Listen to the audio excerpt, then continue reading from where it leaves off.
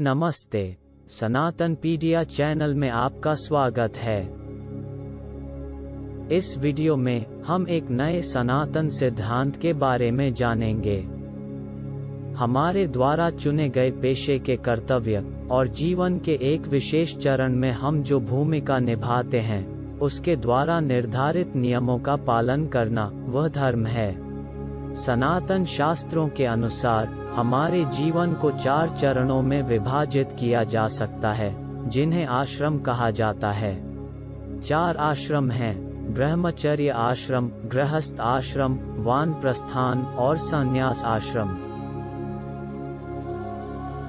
ब्रह्मचर्य आश्रम जीवन का पहला चरण है, जिसमें हम अपने आप को जीवन और अपने आसपास की दुनिया के बारे में शिक्षित करते हैं।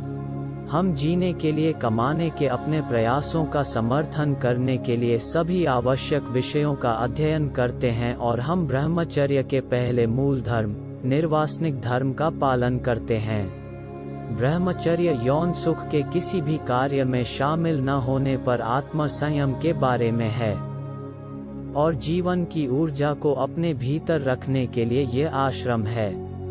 इस व्रत के लिए संयम की आवश्यकता होती है, विशेष रूप से मन और इंद्रियों जैसे आँख, कान और हाथ को नियंत्रित रखना। ब्रह्मचर्य का व्रत जितना मजबूत होगा, हमारे आध्यात्मिक प्रयास का आधार उतना ही मजबूत होगा। यह आश्रम व्यक्ति की शारीरिक, मानसिक, भावनात्मक और आध्यात्मिक शक्ति को बढ़ाता है और जीवन के लिए एक मजबूत नींव के रूप में कार्य करता है। दूसरा चरण या तो सीधे संन्यास आश्रम में साधु या संत बन जाना है, जिसमें ब्रह्मचर्य के नियम जीवन भर लागू होते हैं, अथवा विवाह कर गृहस्थ आश्रम में प्रवेश कर वानप्रस्थान से संन्यास आश्रम पहुंचना। गृहस्थ आश्रम वह चरण है जिसमें एक व्यक्ति का विवाह होता है और एक परिवार का पालन पोषण करता है। ब्रह्मचर्य का व्रत यहाँ भी लागू होता है। अपने स्वयं के साथी को छोड़कर एक पुरुष या महिला को किसी अन्य पुरुष या महिला के साथ व्यभिचार नहीं करना चाहिए। यह गृहस्थ आश्रम के भीतर ब्रह्मचर्य आश्रम का आध्यात्मिक सार है। इस आश्रम में हम पैसा कमाते हैं और अपने और परिवार के लिए जीवन को बनाए रखने में मदद करते हैं।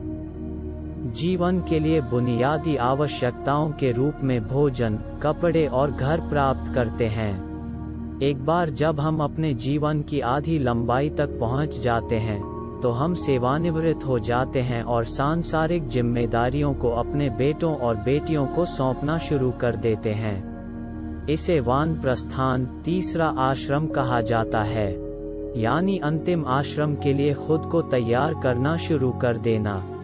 अंत में हम अपना जीवन भगवान की ओर ले जाते हैं और इस प्रकार चौथे और अंतिम आश्रम को संन्यास आश्रम के रूप में जीते हैं। इस जीवन का हिस्सा केवल भगवान की पूजा करना और सांसारिक मोह से दूर होना है, संसार से वैराग्य को अपनाना और मोक्ष के मार्ग पर आगे बढ़ना।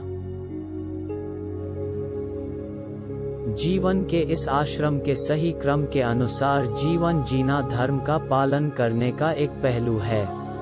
यदि भगवान अलग नियति का फैसला करते हैं और मृत्यु जल्दी आती है, तो उस स्थिति में जो भी आश्रम तक जिया था, उसे चारों के बराबर मान्य माना जाता है।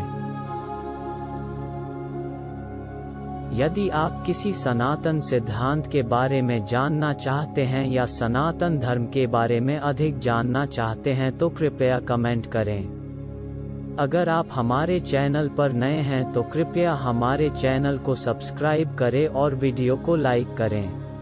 भगवान, जीवन, आध्यात्मिकता और स्वयं के बारे में अधिक जानने के लिए सनातन पीडिया को सब्सक्राइब करें और ऐसे कई सनातन सिद्धांतों को जानें।